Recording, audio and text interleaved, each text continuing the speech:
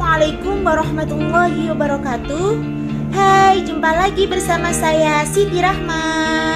Saya dari Prodi PAI semester 2, mahasiswi STAIM Sekolah Tinggi Agama Islam Miftahul Ula, Glawak, Kertosono, Kabupaten Nganjuk. Di sini saya akan mempresentasikan tugas mata kuliah fikih yang berjudul Bab Riba. Sebelum kita masuk pada bab riba, teman-teman jangan lupa untuk like, komen, dan subscribe, dan tekan lonceng di sini ya, supaya teman-teman gak ketinggalan video-video terbaru aku. Oke? Apakah pengertian riba? Pengertian riba secara etimologi berasal dari bahasa Arab, yaitu dari kata robba, yarbu, rabwan, yang berarti az-ziyadah, tambahan, atau al-fadli, kelebihan.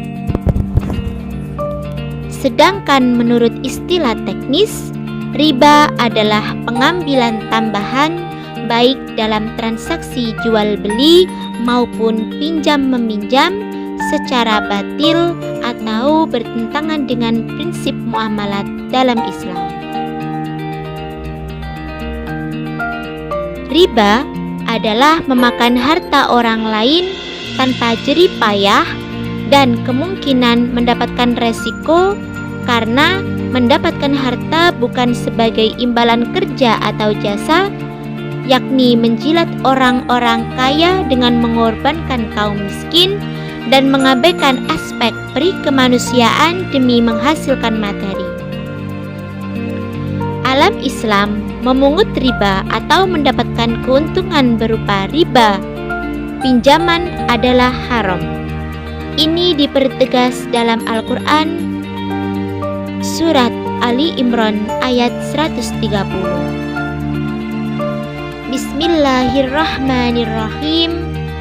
Ya ayyuhalladzina amanu la ta'kulur riba ad'afan mudha'afah wattaqullaha la'allakum tuflihun. Artinya, hai orang-orang yang beriman, janganlah kamu memakan riba dengan berlipat ganda, dan bertakwalah kepada Allah agar kamu beruntung. Dalil lain menyebutkan Bismillahirrahmanirrahim. Ya ayyuhalladzina amanu taqullaha wa dharu ma baqiya minar riba in kuntum mu'minin. Artinya, hai orang-orang yang beriman, bertakwalah kepada Allah dan tinggalkan sisa riba yang belum dipungut jika kamu orang-orang yang beriman. Quran Surat Al-Baqarah ayat 278. Dalam tafsir Al-Manar disebutkan bahwa kata al-riba yang berbentuk makrifah adalah Quran Surat Al-Baqarah Juz 2 ayat 275, merujuk pada riba yang ad'afan mudha'afah. Oleh sebab itu, yang diharamkan dalam ayat ini adalah riba yang dipraktikkan oleh orang pra-Islam atau riba jahiliyah, tambahan jumlah hutang karena penundaan pembayaran yang diistilahkan dengan ad'afan mudha'afah. Para ulama fikih, riba dibagi menjadi 4 macam bagian, yaitu sebagai berikut. 1. Riba fadli, yaitu tukar menukar dua barang yang sama jenisnya dengan kualitas berbeda yang diisyaratkan oleh orang yang menukarkan. Contohnya, tukar menukar emas dengan emas, perak dengan perak, beras dengan beras, dan sebagainya. 2. Riba yad, yaitu berpisah dari tempat sebelum ditimbang dan diterima. Maksudnya, orang yang membeli suatu barang, kemudian sebelum ia menerima barang tersebut dari si penjual, pembeli menjualnya kepada orang lain. jual beli seperti itu tidak boleh, sebab jual beli masih dalam ikatan dengan pihak yang pertama. 3. Riba nasi'ah, yaitu riba yang dikenakan kepada orang yang berhutang disebabkan memperhitungkan waktu yang ditangguhkan. Contoh, Aminah meminjam cincin 10 gram pada Ramlan. Oleh Ramlan diisyaratkan membayarnya tahun depan dengan cincin emas sebesar 12 gram. Dan apabila terlambat 1 tahun, maka tambah 2 gram lagi menjadi 14 gram dan seterusnya. Ketentuan melambatkan pembayaran dalam 1 tahun. 4. Riba qardi, yaitu meminjamkan sesuatu dengan syarat ada keuntungan atau tambahan bagi orang yang meminjami atau mempiutangi. Contoh, Ahmad meminjam uang sebesar 25.000 kepada saudara Adi. Adi mengharuskan dan mensyaratkan agar Ahmad mengembalikan hutangnya kepada Adi sebesar 30.000. Maka tambahan 5.000 disebut dengan riba qardi. Apa hikmah dilarangnya riba? Di antara hikmah diharamkannya riba selain hikmah-hikmah umum di seluruh perintah-perintah syar'i, yaitu menguji keimanan seorang hamba dengan taat mengerjakan perintah dan meninggalkan larangan dari Allah Subhanahu wa taala. Berikut adalah hikmahnya. 1. Melindungi harta orang muslim agar tidak termakan dengan batil.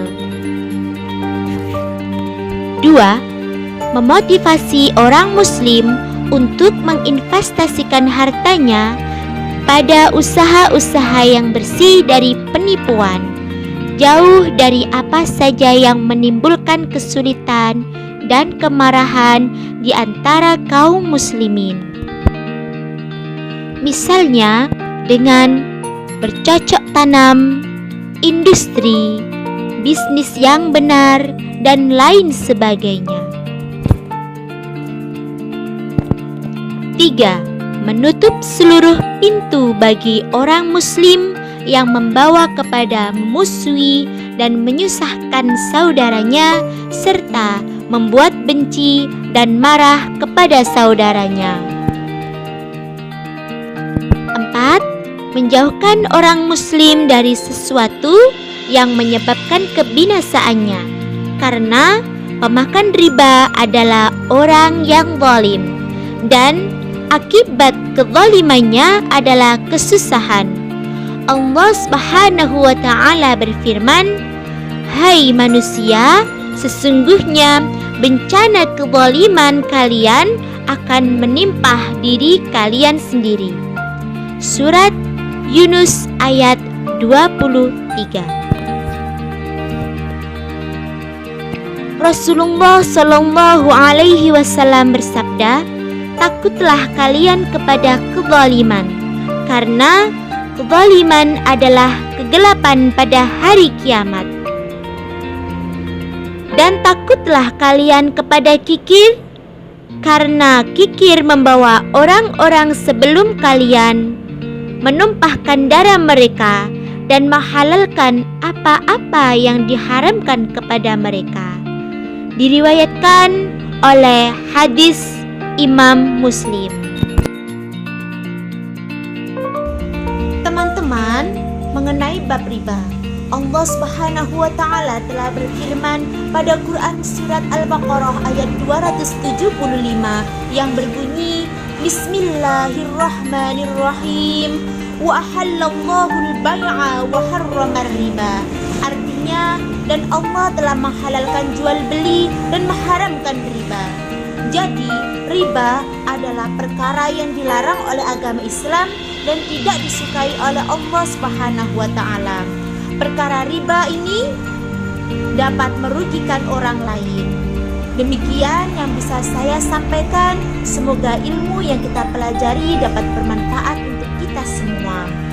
Amin ya rabbal alamin. Burung dara, burung cendrawasih, cukup sekian dan terima kasih. Wabillahi taufiq wal hidayah, warridha wal inayah. Wassalamualaikum warahmatullahi wabarakatuh.